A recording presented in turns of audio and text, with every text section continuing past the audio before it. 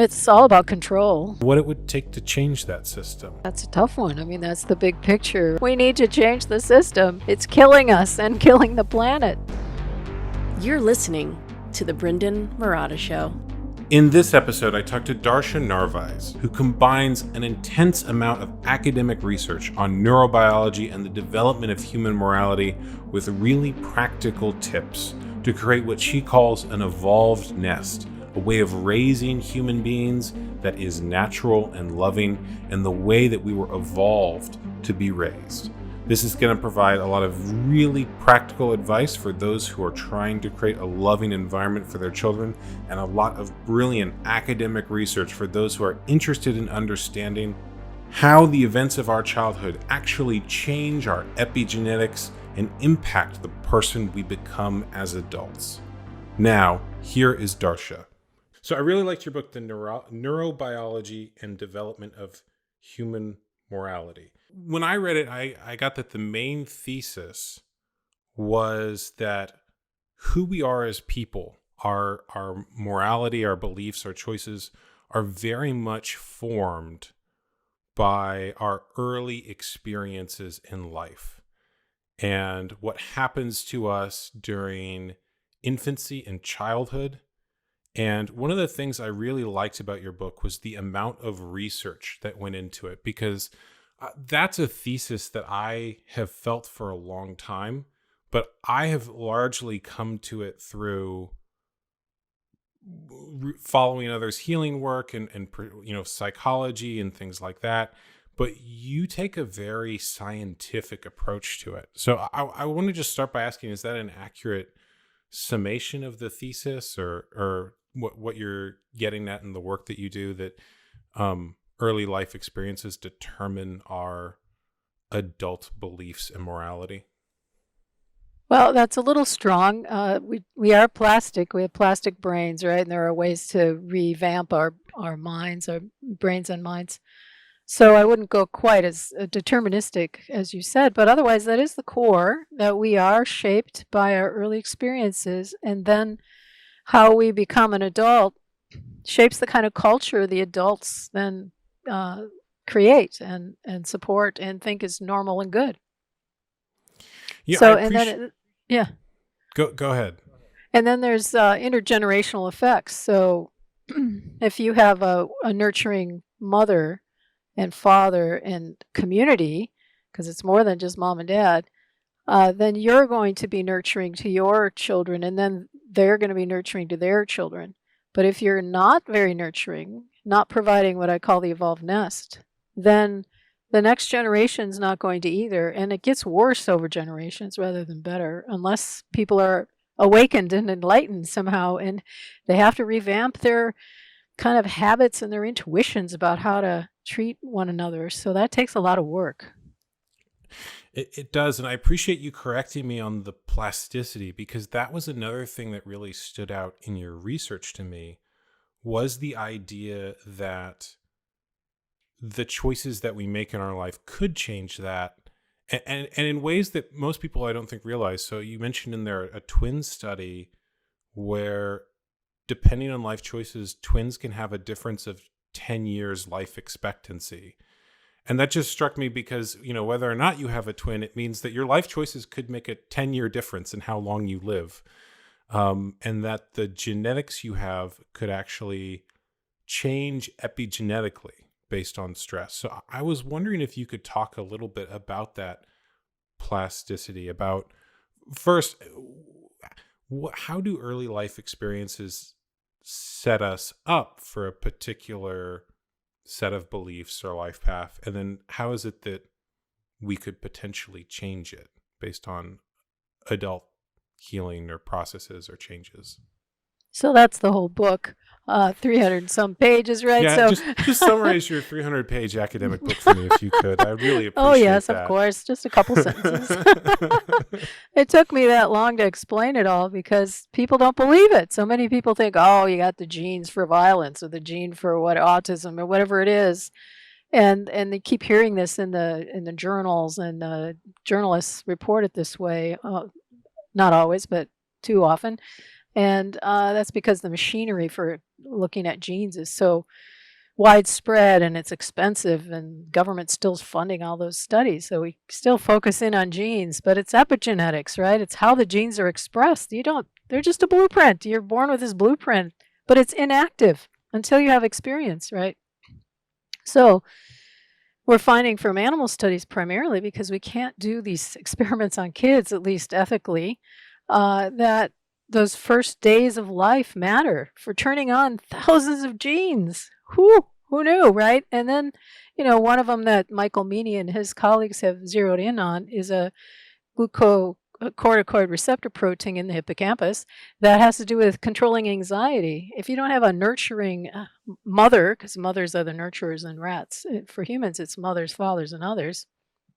If you don't have that nurturing mother, that gene never gets turned on properly, and for the rest of your life, you get anxious in new situations. And you can see that we've got a lot of that going on in the adult population in the United States, right? They're just too anxious when, outsiders are coming in, right? So it takes a great deal of work to repair, unless you use drugs. Drugs also help, right? So that's what they administer to the rats, and then they're okay, but you're drugged out, right? And Right. we got drug epidemics too in our adults. So there are ways to deal with it and cope, because we have the life force in us that wants to live, and so it's going to work around whatever the obstacles are and try to stay keep going, and so you have all these maladaptive habits and a dysregulation, all sorts of ways. If you leave babies to cry, you are now shifting their trajectory of how they're going to develop. They go into self-protective modes, which means their stress reactivity increases. They're going to see threat then more easily, and all sorts of things get off track, and they're not going to feel well. Their immune system isn't set up well. Their vagus nerve, which affects all the major systems of the body, on and on. There's just layers and layers and layers all the way down that get dysregulated when you don't provide babies with what we call the evolved nest, the nurturing that our species evolved to deal with whatever set of genes you have, to provide a buffer for whatever those are, so that you become a cooperative member of society. Without that nest, it's no surprise you have a lot of lack of cooperation in the adult population. So you've used that term a couple times, the evolved nest, and I'm curious how you define that. And I'm especially curious, by the way, because my wife is pregnant. We're having a child in August. And so I want to create an environment for our child that is going to set them up for feeling loved and getting all of the things that they want in life. So Wonderful. What is the evolved nest, and how would we create that? Well, it refers to the way that we evolve to care and nurture our children, so that they survive, thrive, and reproduce over generations, right? So that's adaptation. And it's similar to the social mammal nest with some variations, and that's 30 million years old or so. And ours is, depending on how you count humans, 2 million to 6 million years old. And this nest, then, we can see now, we have all this converging evidence on how important it is, because neuroscience gives us windows into this, and developmental science, clinical science, how important it is. And it involves then we have 9 components now in our evolvednest.org website that we talk about. And so it's soothing perinatal experiences. So having a relaxing gestation. So the mom is pretty relaxed socially. We're talking about no social stress, really. And at birth is very welcoming and soothing as well. So no trauma, no separation of mom and baby, no painful procedures, so no circumcision. And then breastfeeding on request. So breast and the suckling on request, really, even if it's not nutritive, provides the right kind of feeding of the immune system, which is mostly in the gut. And the vagus nerve is stimulated that way as well. The jaws form properly. And so right now we have jaws that are malformed from the lack of lengthy breastfeeding. So a lot of sleep problems now. And so I didn't Yeah, I realize could that go the on to all change these, in but maybe, jaw was yes. actually due to breastfeeding. Because I'd heard that that was like a paleo thing, that we don't chew like heavy meats like we used to. But I didn't realize that was actually a breastfeeding thing. Yeah, there's some interdisciplinary research now showing that the skulls that we have now are so different from a few hundred years ago. And they suspect it's because moms went into work in the textile factories and they didn't breastfeed as long. And so now the jaw is supposed to form, and all the muscles that you use when you breastfeed are shaping that jaw. Even the top of the head doesn't fuse until about 18 months of age. So we're like fetuses until about 18 months of age of other animals. And because the brain is expected to grow in that first year and a half really fast, we're only born with 25% of the brain volume of the adult. And so what grows the brain? Touching, caring, rocking, breast milk, responsive care.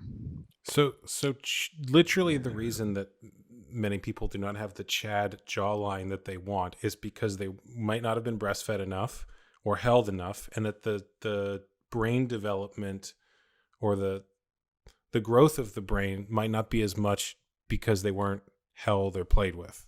It's that serious a physiological change. Well, it's hard to draw exact causal consequences from particular behaviors because we are very plastic in those first years. The plasticity just decreases with age.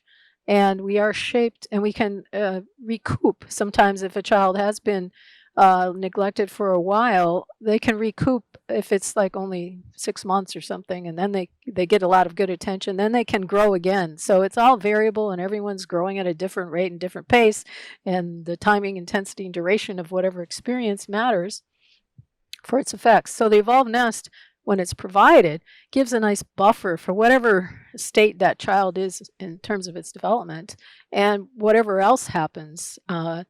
They're more resilient when they have the nest. So it's soothing birth, breastfeeding on request, and that's generally 2.5 years to 4 years on average is the weaning at 4 years old, which is like, what? Are you kidding me? Well, that's because the immune system takes about that long to develop, and the breast milk provides all the immunoglobulins you need to build that immune system and to build the brain well, right? So, and even night milk is different than day milk. Night milk has tryptophan and promotes serotonin development, which is linked to a neurotransmitter linked to intelligence and happiness. And breast milk is tailored to male or female baby. I mean, it's just a magical laboratory what mom's breasts do. Then there's responsive care. So responsiveness means you keep the baby, and I always focus in on babies because people have forgotten how much babies need, and they kind of want to minimize their needs and just get them through that period so they can be less annoying, but if you don't provide the nest, they're going to be more annoying as a person. So responsiveness, keeping them in optimal aroused condition, so keeping them happy, content, and when they're ready to interact, you interact, and when they're ready not to interact, you leave them alone and but you carry them and hold them. And so touch is really important too. So positive touch, no negative touch. Positive touch is rocking, and so we need rocking for the digestive system to work well. And then there's play, self-directed play. With age, you need more and more play. As a child, they should be playing all throughout childhood, not just a couple minutes here and there. That's how they grow their brain. They grow their social skills. They grow their controls, self-control. And then there's multiple adult caregivers who are responsive and provide this kind of nest besides mom. Is how so they're called allo mothers or allo parents. Then there's also positive climate, so the child feels welcomed and like they belong, like they have an effect, that they're, integrated into the community. It's not a focus on child needs, child-centered parenting. It's not parent-centered parenting where the child is ignored. It's life-centered parenting where the child is integrated into whatever the adults are doing.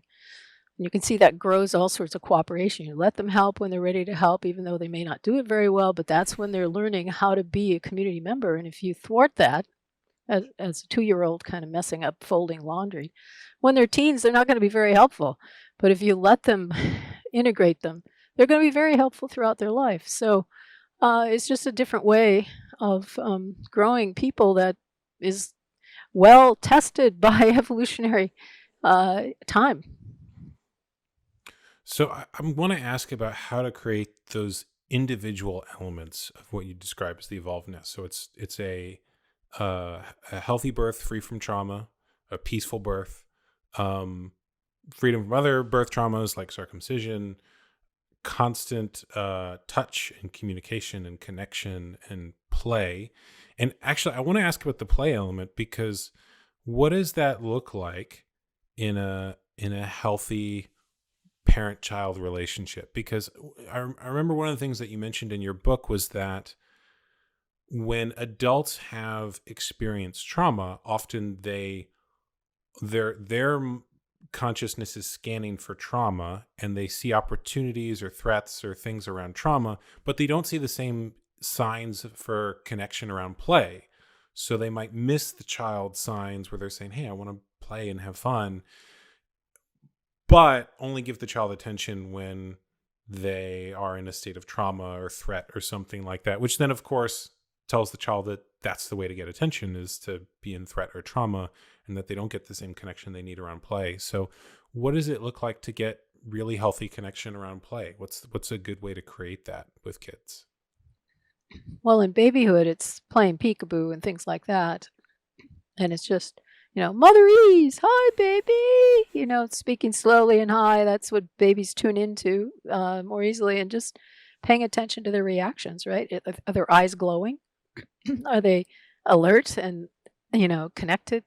Because your brain, you're actually growing their brain. You're training their brain on how to be social. And there's these connection.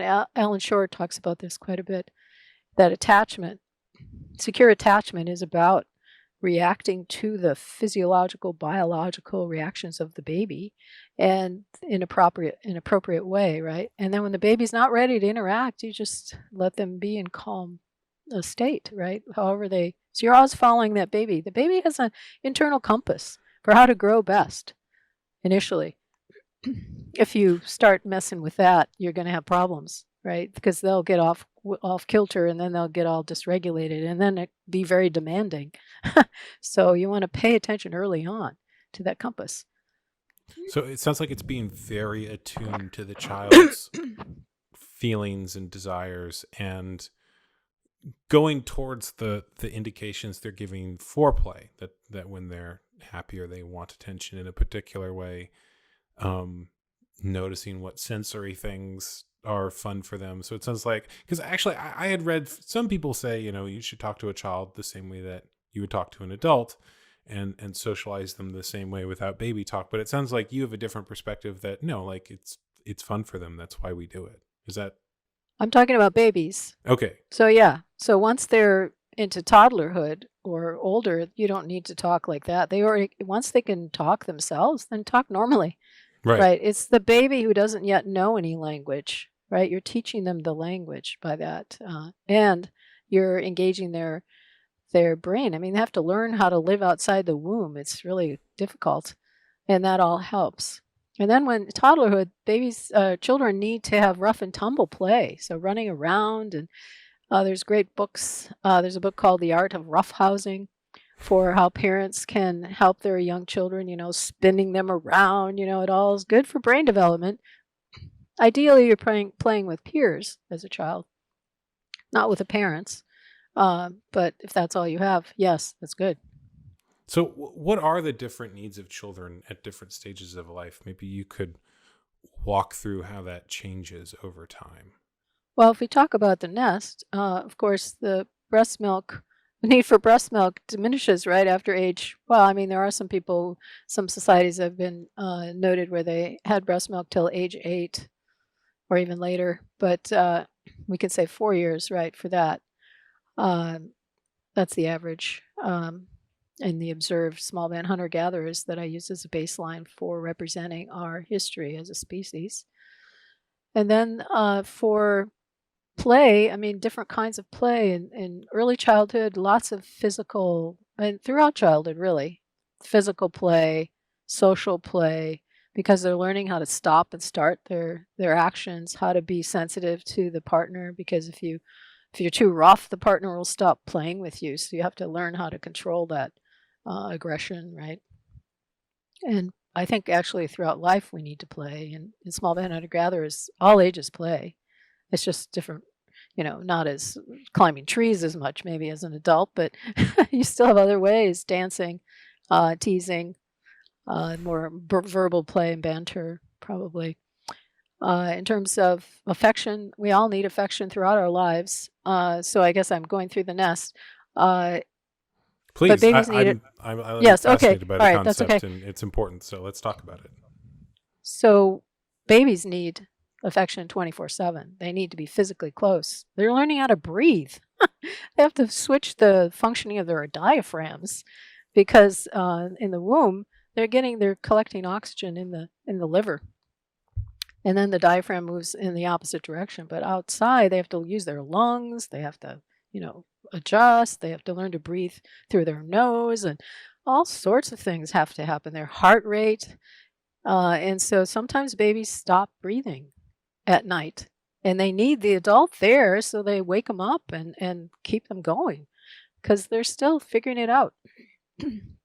So affection is really important for babies all the time. And then even in our ancestral context. I want to interrupt there because my own trauma protector self lit up when you said that and was like, well, what would cause a baby to stop breathing and how do I prevent that? And I mean, is there something that causes that, or is there a particular solution? Well, I'm not an expert in this area, but I know using infant formula knocks babies out too much because they can't digest it. It's not human. It's not breast milk, which is tailored for their digestive system. And they can't really, their liver doesn't function that well in the first weeks of life. So labor drugs are really hard on babies, and then they have trouble breastfeeding because they're kind of knocked out, and the bonding, gets affected. So to stop breathing, it's unclear all the causes of that for like sudden infant death syndrome. Sometimes it's being left alone, probably, and they're just in shock or something. So there's so many things. I think their systems are very delicate, and you have to remember that they are human in the making. And so you need to treat them, especially when they're young, with gentle tenderness. And the U.S. culture is very much not one about tenderness, historically. So that's something to change. Americans are not known for their gentleness. Right. Yeah.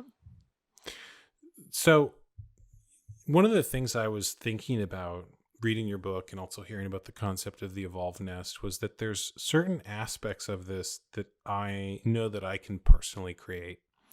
And there's others that seem like they come from a community, that you have to have a larger tribe, and that humans are basically meant to or evolve to exist in 150 person, hunter-gatherer tribes.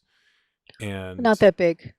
No. It's usually 5 to 25. 5 to 25. Right. 150 is how many relationships you can maintain. That's right. That's the right. max That's a number different your thing. tribe can reach. I'm for like a business. Yeah. So, one of the things I've been thinking about, knowing that I'm going to, have a child in the world soon, is how to create that and what that actually should look like, or what I could do to create that more. Because I'm someone for whom, my work does not always require me to have a lot of people around. Like I do writing and I do film editing, and I can do a lot of that just sitting at home on my computer. But I know that if there's a child in my life, they might need a lot more connection and personal interaction than that. So what could we do to create that?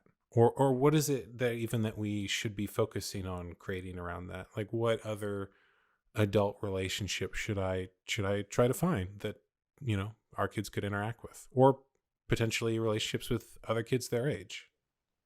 I think this is a challenge for today's age for adults, right? So much work is done on the computer. It's not a lot the child can help with there. Yeah. Unlike our past, working on a farm, for example, right? You can do all sorts of things and help out. We've So, talked about moving to a farm. My wife grew up on one, so maybe in the future, oh, or hopefully sooner than later. right. Meanwhile, I think if you don't have an extended family around, which is another thing that needs to change, the housing regulations need to allow extended families to live together because that takes care of a lot of these issues, right? Many different generations living together, because that's what grandparents love to take care of young children typically, and so they're built in, caregivers. But meanwhile, I think for those adults that don't have the extended family nearby, it's really important to find other families who are kind of in the same boat. They have young children, and then to coordinate ways to share activities. So one day you're at this person's house and make meals for the week, and the kids are playing together, right? Another day you're at someone else's house and you're repairing something with them or something, and kids are playing while you're there, and they're helping out maybe. So you have to almost build your own communities now. Easier in some locations than in others. So it takes more effort. Unfortunately, the pandemic has really put a lot of stress on families. So it's like one more thing to do. Ah. Yeah. But it actually, once you set it up, it's going to be so helpful because there's always someone where you can drop the children if you need that for whatever reason, or they can come in some emergency and help you out. So I think it's really important to have that. It just takes a little work at the beginning. Yeah, that I agree. I think that there are huge benefits to having it that go beyond the kids. Of I that adults are probably meant to have stable tribe-like relationships throughout their life as well. And that was another thing I was thinking about, is that in the socialization of a small tribe, these are people you're going to know lifelong. And in our society, relationships tend to be a bit more transient. People move, or the connections are not, certainly not established as lifelong. Like, you might meet someone and become a lifelong friend with them, but initially there's that period of like, well, I mean, we're getting to know each other. Are we going to be friends? It really seems like humans are meant to be in a different society than the one we're in now. So I was wondering if you could talk a little bit about that, just about what we're evolved for, and then what it is we're in now, because it's certainly not that. Well, we spent most of our evolutionary time living close to nature, understanding and feeling partnership with nature, right? To recognizing the signals of the animals around and the plants and the seasons and the winds and all sorts of things. We really lost that, and I think that contributes to the degradation of the planet that the civilization is doing now, and has been doing. And we also live then in these small groups, but the mother-child dyad was the fundamental unit.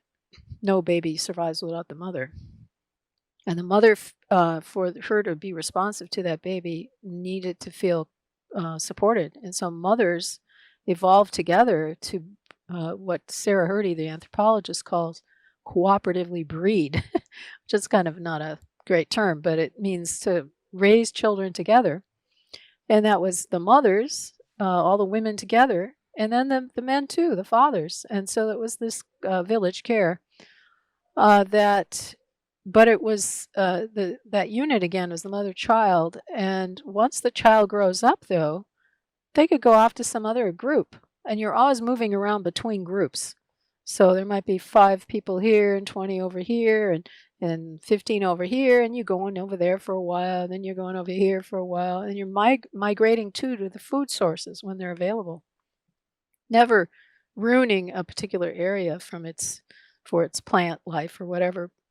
Well, just like other migratory animals, they don't just eat everything up till it's gone. They go when it's time, because they're going to come back next year or whenever it was. So we evolved to move, and there's something about moving that matters for our brain development too. So it makes us more flexible, more attuned, perceptive to the world.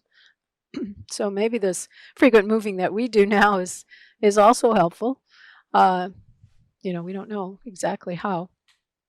But so there's in these groups, they're very highly individualistic in a way, autonomous. They do what they want. They impulsively, nobody bosses anyone else around.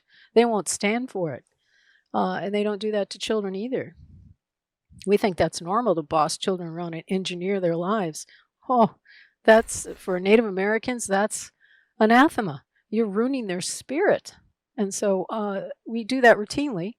And then we wonder what's wrong with them later, right? Because we've kind of undermined their self-confidence and their, motivation to learn on their own. So the other thing about these societies, they're fiercely egalitarian. They don't allow egos to inflate. They tease and tease a successful hunter until they start to laugh, like, oh, maybe he got a huge animal. And they'll say, oh, it's so tiny. We should go back and a bunny would be bigger, or whatever. And when they're asked why you do that, oh, it's because he would become dangerous. And we know from studies now that when people have power, they feel less empathy for the people who don't have power, the people under them, right? There was a lot of intelligence in our ancestral context, a lot of it that we could try to restore. I would like to know more about the different indigenous societies and small groups that you studied to model what a healthy group looks like. What are the examples of societies that have this pattern, that seem to understand something about connection that we've lost?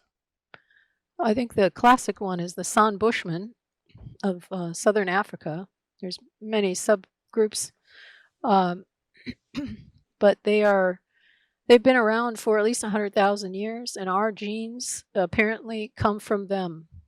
All over the global genes of humanity are from this group. And they have been pushed to the margins, into the desert. They didn't used to live that way. But one other thing that we put in our Evolve Nest list is routine healing practices. And that's what they do every day. They'll have trance dancing, they'll sing and dance and drum and move together. It bonds the community. You learn to let go of resentments or whatever it is. And every day they have one of my colleagues, I've worked with John Young, who has done the Coyotes Guide. He does connection modeling and works with communities all over the world. And they study the San Bushmen. And he asked once, how many people, this elder, yes, how many people do you get to talk to each day? How many confidants do you have? And in the States, 50%? I forget the number now. It keeps getting worse. 50% of Americans say they don't have a confidant. Well, and this guy says, 25. Everyone in the group. You can talk and people will listen and they're right there. So they have this, what I call engaged ethic of being present to one another. And that's what develops with the nested life.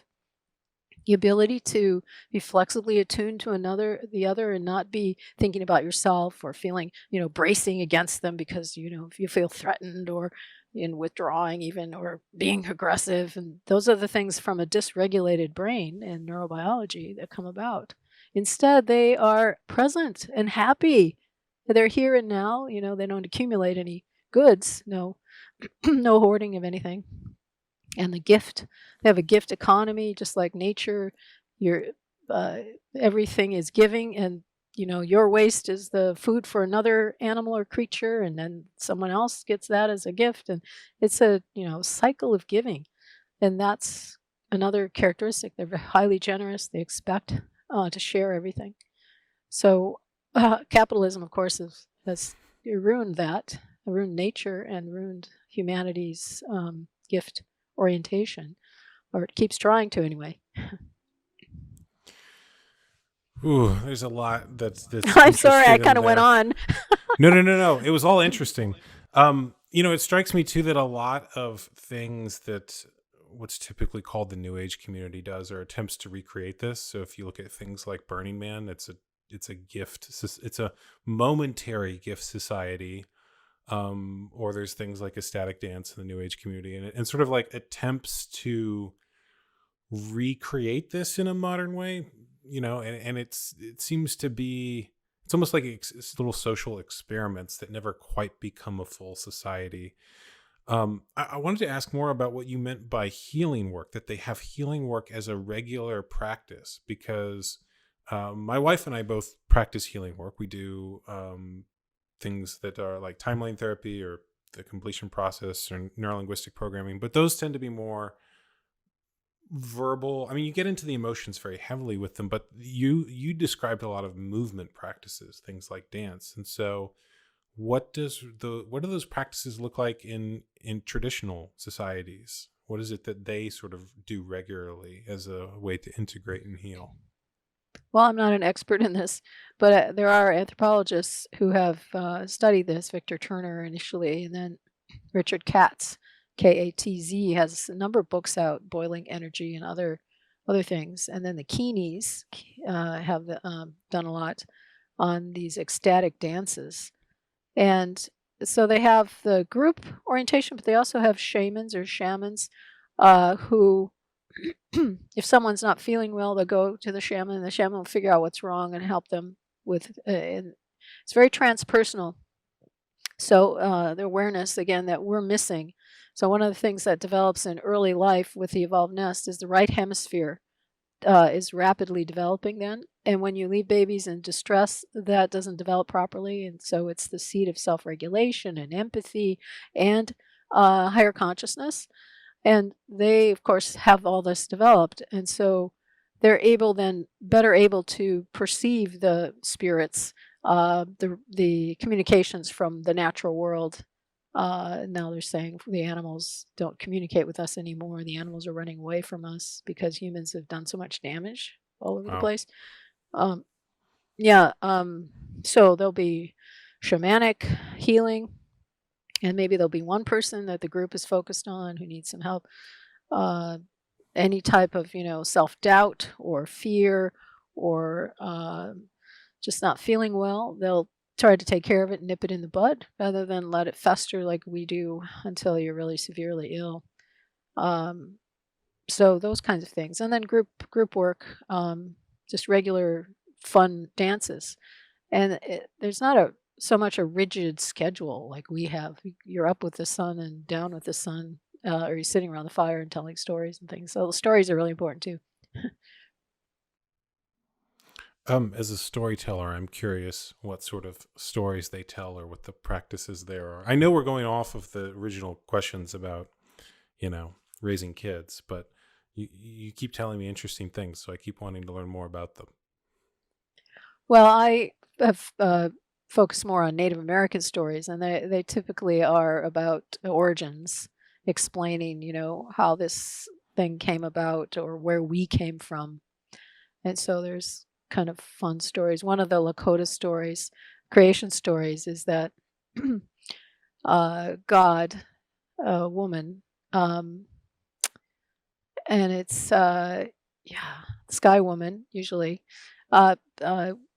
was feeling lonely, I guess, and decided to make made the four-leggeds, the flying creatures, the walking creatures. And then decided she wanted to have two-legged, the focus of creation, and that was the bear. And then she decided to make a two-legged that made choices, and that was the woman. And then she needed a protector, and that was the man. So, I mean, it's like, what? It's so different from the Christian story, right? So these stories are, you might think they're just metaphor, but in a way, and the other thing about these societies is they have polysemy. So that means a thing can be multiple things at once. An elephant can be a frog, for example, and they're much more tuned into de-differentiation, the shape-shifting of the dynamic life, right? And that you can become that, and that can become you, and always this movement. Whereas because we focus on left brain development, which is intellect, and that's all about categorizing and static ways of looking at the world. The left brain isn't very good with dynamism. The right brain is. Right brain is the one that collects information and experiences all through childhood, is supposed to. And then the left brain accesses those and tries to generalize something, sends it back to the right brain. Is this right? Does this intuitively feel right? Right hemisphere typically doesn't have verbal capacities. And then that's how you live a good life. It's the coordination of the two aspects of the brain. I'm speaking very simply. But what happens when you undermine right hemisphere development? You don't give enough experiences. You give the wrong experiences. You're just sitting in front of a screen all day as a child. There's not much to access. So then the left hemisphere has to figure out what to do, and they make things up. It makes things up very easily, the studies show, right? And then there's nobody on the other side to say, oh, that doesn't feel right, because you didn't ever develop the stuff. So you go in these crazy ideological directions that you see now in the world. I remember even reading in your book, and I hope I'm remembering this correctly, but that learning to read at an early age often changed right brain development. Yeah, it's a little risky. Yeah. So I would avoid that with your child. When the child wants to read, at age 7, 8, 9, yeah, that's fine. It's such a counterintuitive advice, because the thing that you see a lot of parents going towards is, well, we've got to get him to start taking violin lessons at age 3 so he can get into a good preschool. Like, there's this like really weird, almost treating the child like a success object from an early age, as opposed to, like, I don't know, like, what would make you happy, right? the things that we want as adults, and they're like, oh yeah, I have all this accomplishment, but am I actually happy? I'm actually connected to people. Yeah. And I worry that the intellectuals have told everybody that college education is the most important thing, right? Because that's what we have. That's not the most important thing in life. No, it's to be, tuned into the earth and helping the well-being of the landscape you're living in, and enhancing the well-being of everything around you, everyone you meet, everything you meet, the spider, the squirrel, the tree, the persons, right? That's living a good life. But we forgot that because we got into this intellectual mode in the last few millennia, and especially the last few hundred years. It's all about control, right? It's all about, I'm going to put you in this category, then I can control you because you have dysregulation. I'm scared otherwise. I get all flustered because I can't deal with the polysemy, the dynamism of life. The left brain can't do it. Yeah, it seems like the need for control is self-reproducing, in the sense that, like, we really want control because we had these early life experiences that were very out of control and scary. Yep. Which were created by the previous generation's need for control. So right. It's self-reproducing. So it's your script. So you right. come into a situation with a script and you expect to go this way, and if it doesn't, you get all upset and mad and, blame the other person. That's externalizing, right? It's their fault. You made me whatever mad. But it's your neurobiology. Yeah, I'm curious how you integrate that, because one of the things I really appreciate about your work is that you're able to have those conversations about the feelings and emotions and traditional storytelling and connectedness. And at the same time, the writing you've done is so intellectually well researched. So it's clear to me you're able to do both. You have the academic ability, but you also have the connectedness. So what is the way to bring those together for those of us who were brought up in a very, intellectual academic world and are trying to become more connected? Well, I think the arts and playing with children is the best way to grow that right hemisphere. You can do it throughout life. That'll bring you back. It'll open up the world to you. I was a music major in college, so I got into music early, and I was a music teacher. I have a theology degree too, and that's more creative than being in psychology now, which is my 7th career. So I always encourage people, and this is what therapists say too, they have couples coming in with an empty nest. The children have gone to college or whatever, and the mother is ready to see the world and open up and try all this stuff, and the father just wants to sit in his man cave. And the diagnosis is that the right hemisphere is underdeveloped in that man. And so he's not able to think about traveling as fun. And so the recommendation is go and do some art, learn to dance, paint, do something where you have to be in the present moment. And and I encourage it to be social. So you're growing the social brain, and the right hemisphere will grow and it'll break open and give you more opportunity. Otherwise, you're conditioned by your past and you don't have free will, right?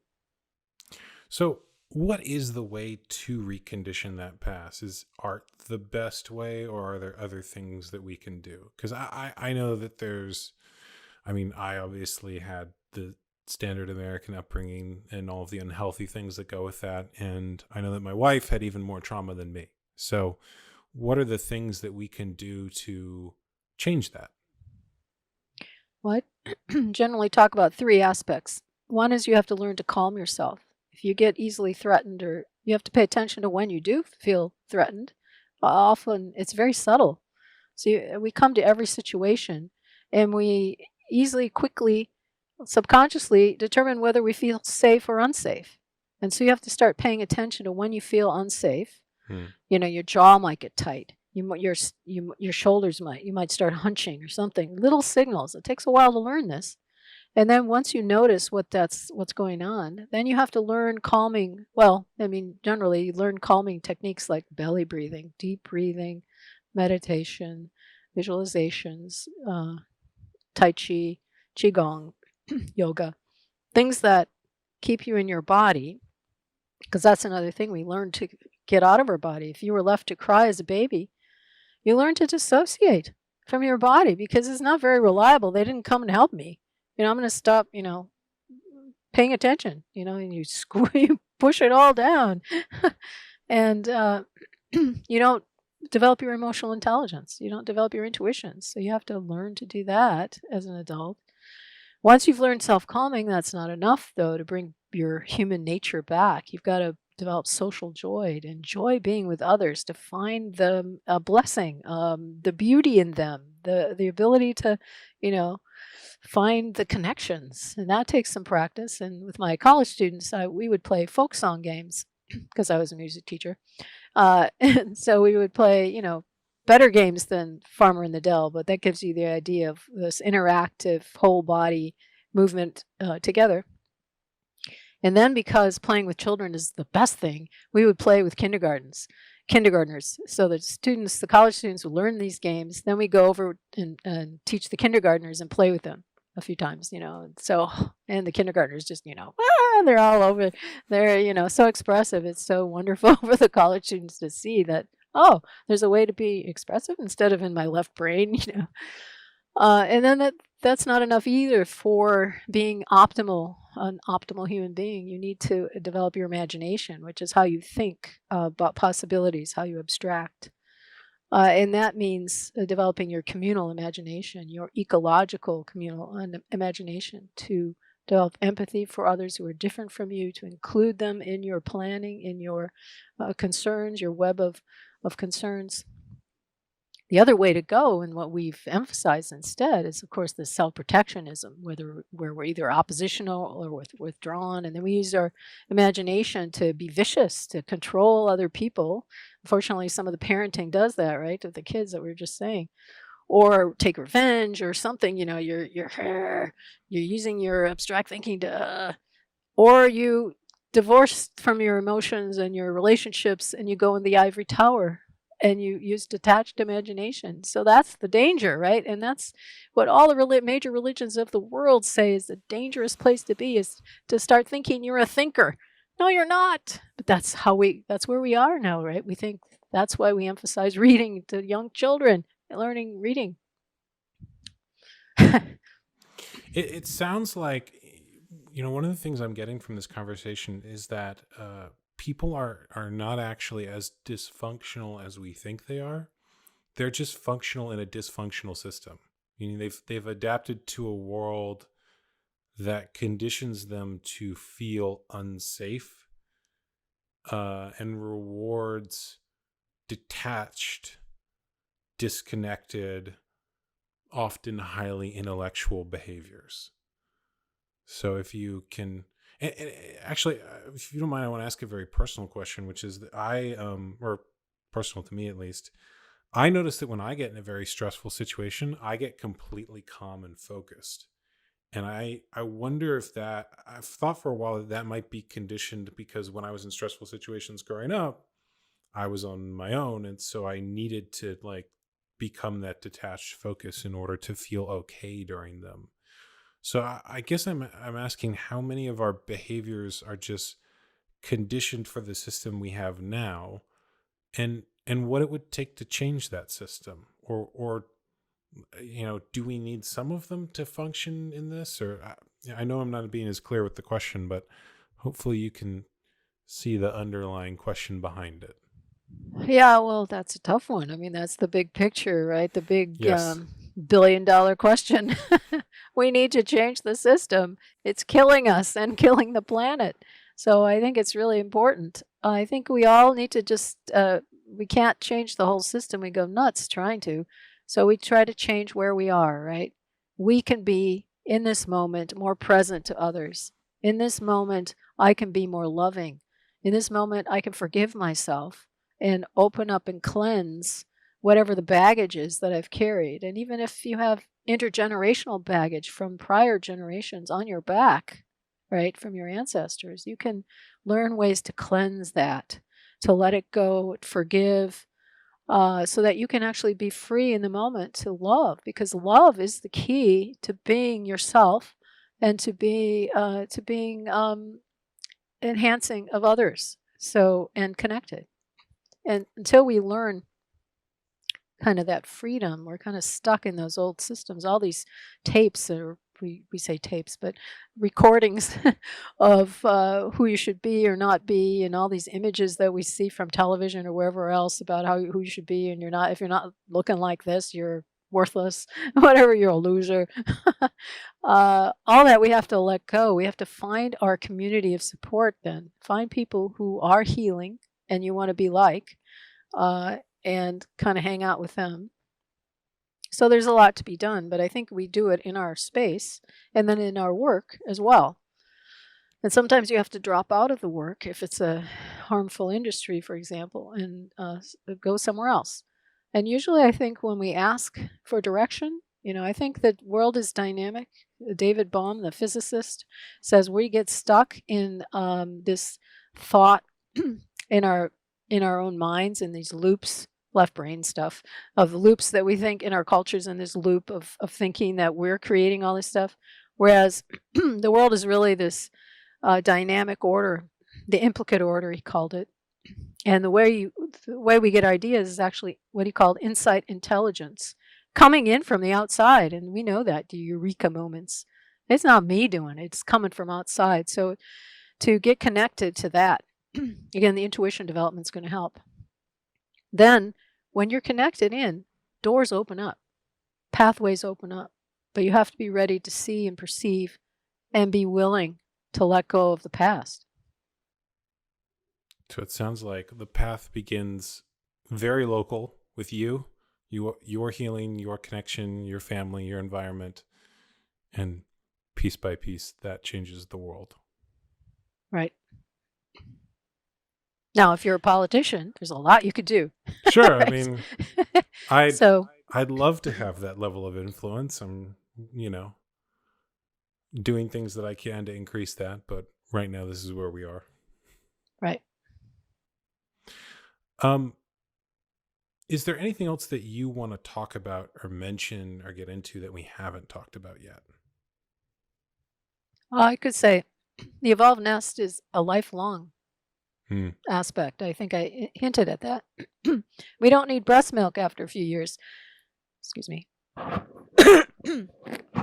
We don't need breast milk after a few years, but we do need touch and affection, and we need a welcoming environment where people love us and we feel like we belong, and we need mentors, so those allo parents, and we need play, and we need healing practices. So there's a lot to keep going, and I think everyone can pitch in wherever they are and provide some aspect of the nest to where they are. So their family, their neighborhood, community, and so on.